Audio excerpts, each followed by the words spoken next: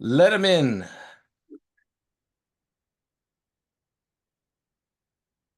Hello, everyone, and welcome to Eye on ESI, where we talk with true staffing partners, president and CEO. Is that right? President and CEO? Yeah, I go by founder and CEO, which is a little bit different, but yes, founder and CEO for Either sure. way, it's Yeah, Jared Coseglia, the I brains of the brains of the recruiting business. don't know Um, about that. Definitely the brawn. the brains and the brawn. This is the 30 minutes where we talk about everything employment in e-discovery, sometimes a little privacy, sometimes a little cyber, but it's always a productive conversation. Jared, welcome. Thank you for having me, Mike. Good to be with you. And, I thought a lot about what I wanted to say today before we get into the stats and metrics of how the e-discovery job market is performing. And this is what I wanted to say for everybody out there. If you don't know Mike Quartararo well, you should get the opportunity to try and do so because, man, there are a few people in my career that I get to partner with in this way, that I've represented as a talent, as a candidate, that I've worked with as a client. And Mike is one of the few people that's been a mentor to me. And I know lots and lots of others. So if you're not working with ACEDS, if you're not working with Mike, man, you really should be. Mike is one of a kind. He's a really special guy, and he loves sharing his knowledge with others. And I'm glad to get his brain working with mine today for everyone's benefit. So thank you for having me, Mike.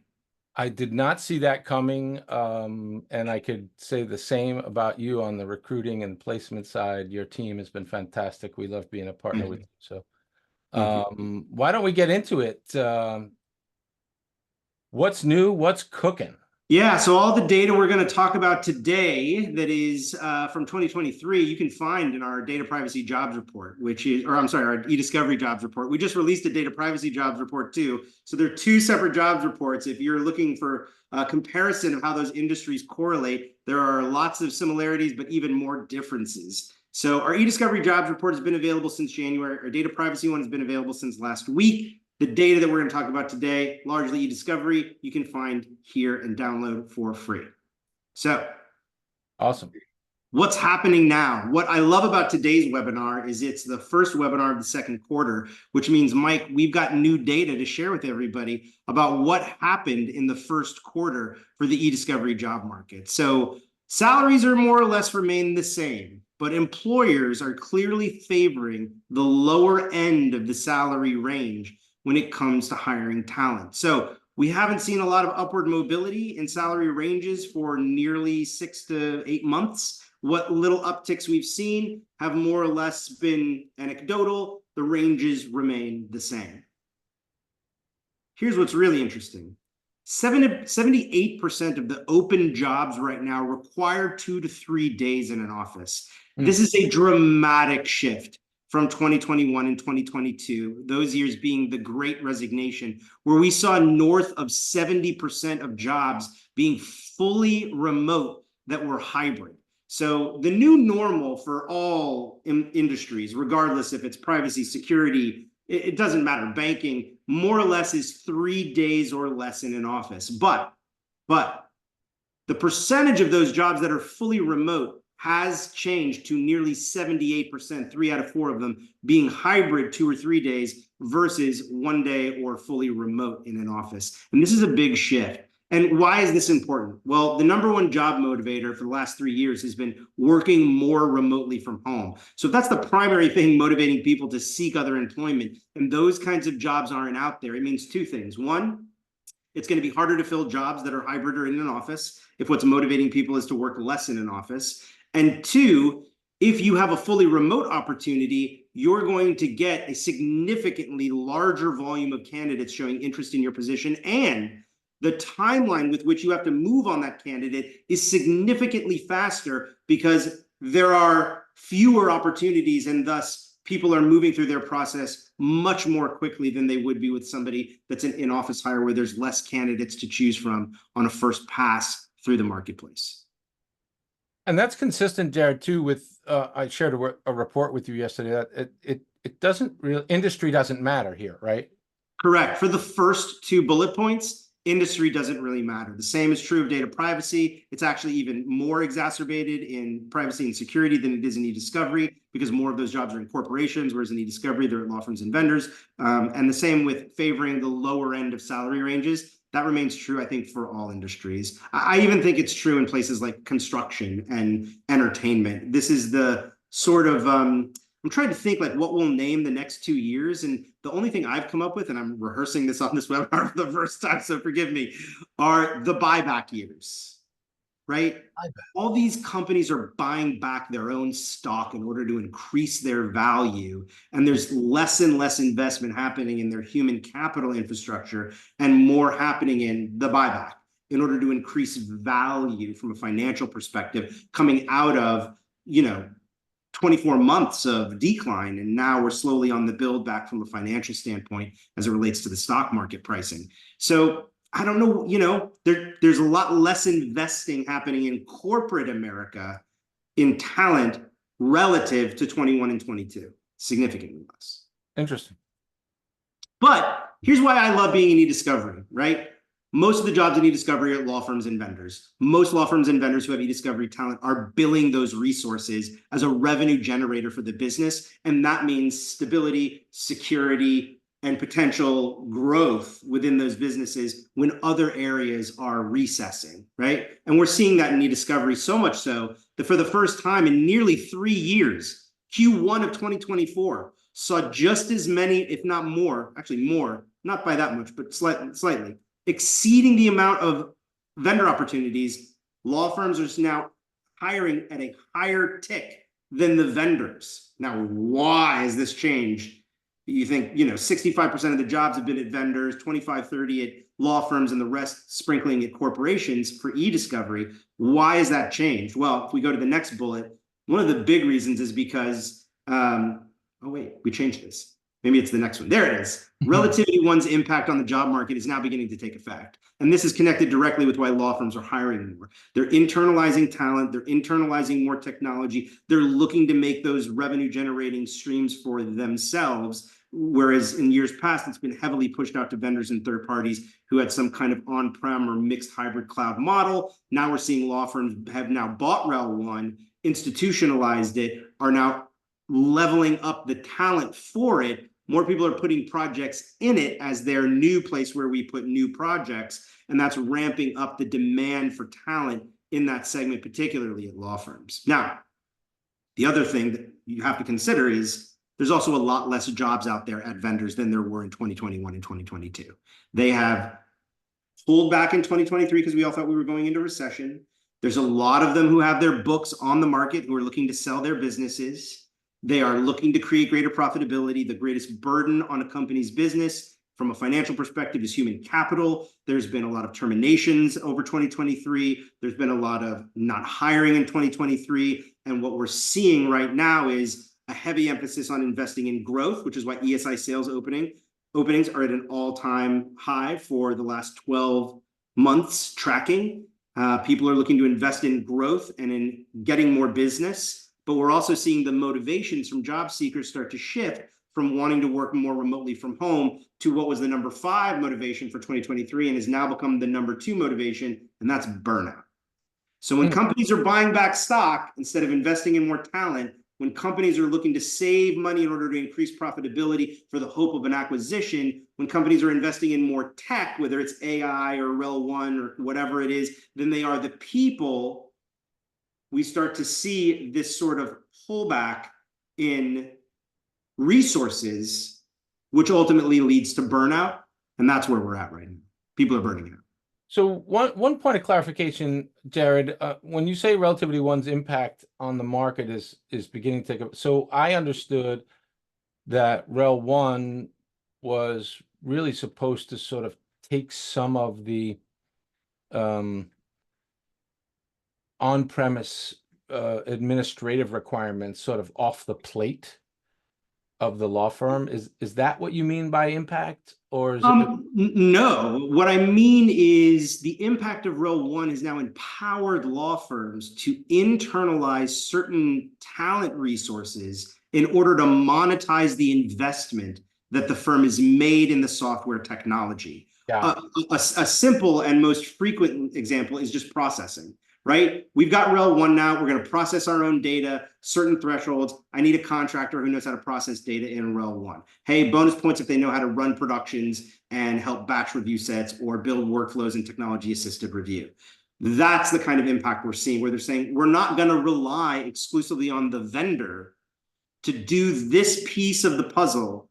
We're going to bring in our own talent and we're going to bill it directly to our customer, or as a pass-through cost as a value add, whether it's saving money from cost or creating revenue and profitability for the firm. That's the impact that I'm talking about. I was going to say that too. And by the way, this person could be billable and bang. Correct. It's all about making them billable and a resource to the firm to leverage profitability. Got it. The other big thing we saw, which was a fascinating thing that did not happen often, we had one of the best Februaries in our company history, which is really unusual for February to be like an incredibly good month. People really slowed down in November, December, and for the first couple of weeks of January. And then all of a sudden, going into legal week, everybody just exploded with hiring. February was abundant with hiring. We saw the speed of hire accelerate rapidly going into February, but then decelerate going into March. We expect to see it accelerate again heading into April. There are a lot of job seekers right now that are probably going to get job offers in the next, call it, week or two, that have been actively in process in March. Some of which were a result of the turnover that occurred in February, right? Musical chairs. We see lots of people change jobs, new jobs become available, rinse, repeat. But we're also seeing new jobs for the first time in almost a year get created that are not the result of attrition, that are the result of growth, or that are the result of adding new layers of human infrastructure into their organizational chart. And those are positive signs as well. It's taking a little bit longer for people to make decisions this month than they did in February. We expect decisions will get made faster in April. Can you highlight, Jared, like what are some of those new roles? What, like, for if we got a listener today who's thinking about making a move, what's of interest out there? Yeah, so part of it is in the attorney segmentation of the business, where they're actually segmenting different skill sets, meaning we've got some attorneys that are being called upon for what we'll call pre-review discovery work, involving negotiating TAR protocols or getting involved in interpreting subpoenas and organizing vendor selection and negotiating of contract terms. And then you have actually people executing the review and the process in between.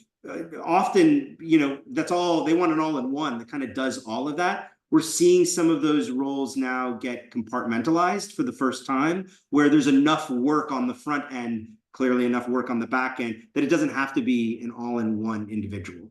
Mm-hmm. We're also seeing a number of, let's call it,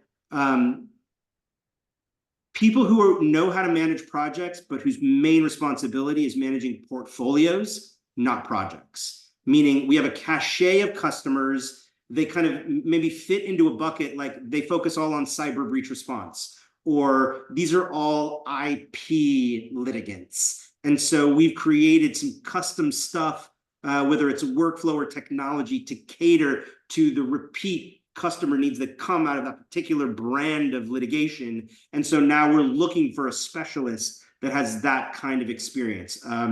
Life sciences is one. Financial banking and brokerage is another. And look, as companies continue to consolidate and get bigger and bigger, right? I mean, this is something we suffer from in the e-discovery community, is we've got $100 million plus companies, and we've got $25 million or under companies, and very little left in the middle. So there's going to be a lot of opportunity in those larger companies for specialization and compartmentalization of skill sets, which creates, a more feathered ecosystem of talent and talent opportunity. I like that, feathered.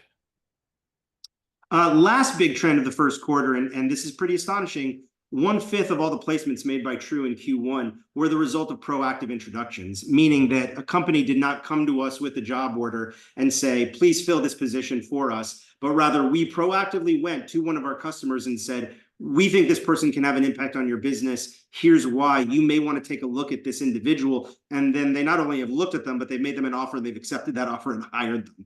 Companies are looking for strategic acquisition of talent, particularly at a senior and an executive level in a way that they did not have the appetite for in all of really 2023, where there was very little at the top for people to make job moves. Guess what? They're not advertising what they're looking for, and sometimes they don't even know what they're looking for until they see it, but they are making strategic moves when they see somebody that they think could move the needle on their business. This is largely at vendors, but it's also, you'd be surprised, at law firms, not so much at corporations. They generally have to have roles approved before they hire in any sector, but certainly in e-discovery. But at law firms and vendors, we are seeing people being open-minded to strategic talent acquisition, which is really important when you think about not only the value of representation, but where the market is in terms of thinking of strategic executive talent acquisition, which is from a place of uncertainty.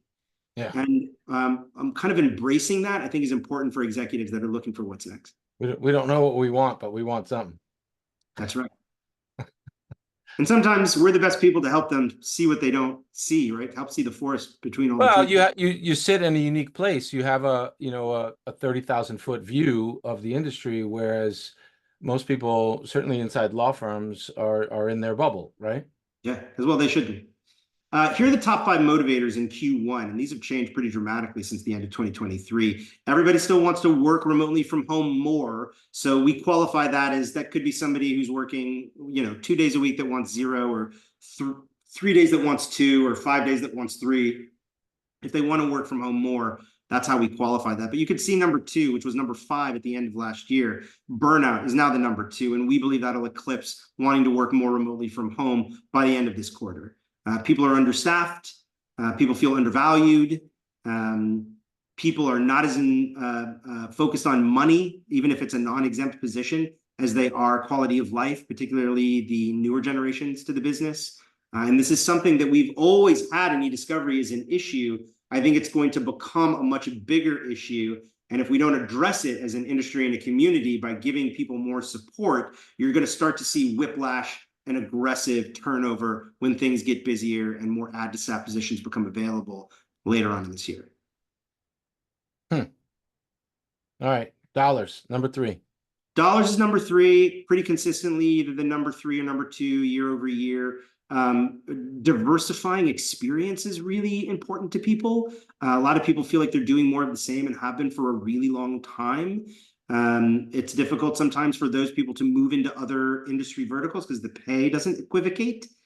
So they're looking for horizontal growth, which means not exiting the industry, but looking to their employers for what they offer in terms of that kind of horizontal growth, whether it's for the business or for the customers. And that as a means with which to retain and attract talent is becoming very viable.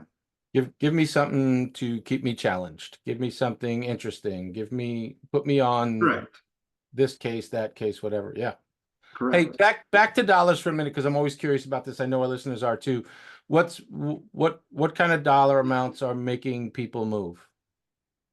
Well, look, we went through a period of inflation in 21 and 22 where people making, people with, 4 to 6 plus years experience were getting 20 to 40% increases in base comp. So people making, $100,000 to $150,000 are making $150,000 to $200,000 now, which has created, not a lot of room for them to go other places with a market that's favoring the bottom end of ranges and salaries haven't gone up.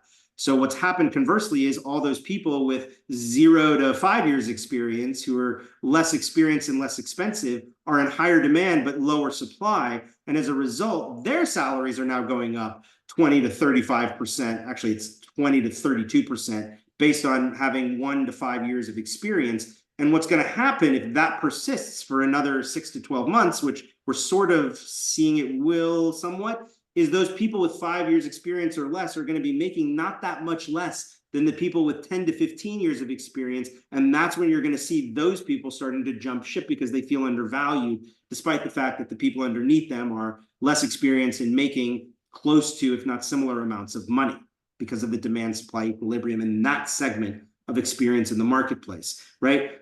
Clients are much more willing to hire somebody at 125 than they are 150, even if that person at 150 has 5 more years experience. Dollars and cents matter a lot to businesses right now, Everyone is watching the bottom line. And until we get a little bit more wiggle room there, which may be the result of exodus, right? That's what happened in 21 and 22, mass exodus across the entire industry. We believe 2/3 of people in e-discovery changed jobs between 2020 and the end of 2022. That's a lot, right? A lot less people are going to change jobs the next year, potentially, especially if salaries are going down, not up, or staying flat, which has been the case. Okay, number 5. Number 5, getting more Rel 1 experience. People know that technology is gaining dominance. People want that experience. If they can't get it on their job, they are considering looking for other opportunities where they can get it. Okay, fair. We've got 10 minutes left. I want to go quickly through a little bit more of our data. Here you can see we've broken down the speed of hire. You can see in some areas it's accelerated, right? When it comes to sales executives, it's accelerated. When it's come to mid-market professionals, it's ticked up a little bit. With contractors, it's actually sped up. That's because the demand for contractors in Q1 was really high. And so when a contractor went to market, people were moving on them and making a hire within a week, usually 1 interview, and then we're done.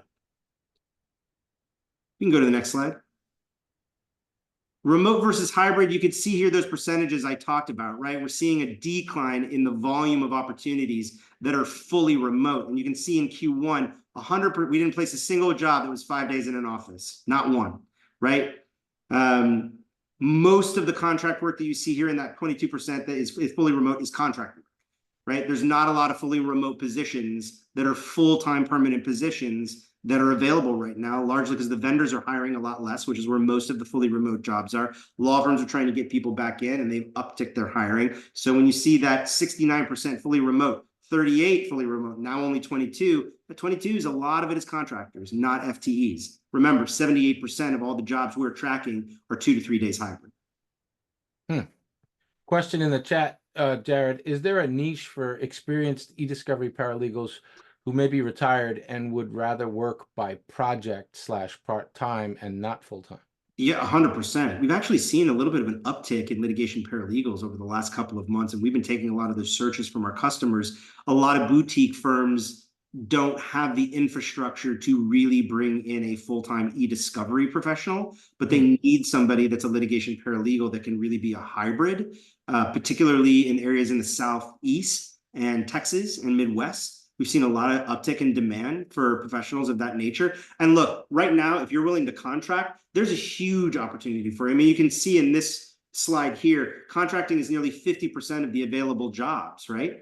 And we think it'll stay that way. I'm not sure what that, oh, the conversions are 25%. So of our contractors, 25% of our direct hires in Q1 were already, 25% of our direct hire placements were conversions of contractors. Right. So we've had contractors on payroll sometime within the last 12 to 18 months, 12 to 16 months, if you include the first quarter. 25% of our direct hire placements are conversions of contractors. So getting a contract position is sometimes the best way to, if you're a hiring manager, get the buy-in to hire somebody in a full-time role. I can't get the buy-in or the budget to get an FTE, but they'll let me use a contractor. Oh, now I'm not making a case for a role we need that's empty. I'm making the case for a person who's on our payroll, who's billing, that's generating revenue, or that's decreasing cost for a customer, and can we hire this person? I can make a business case for this person, not just this role.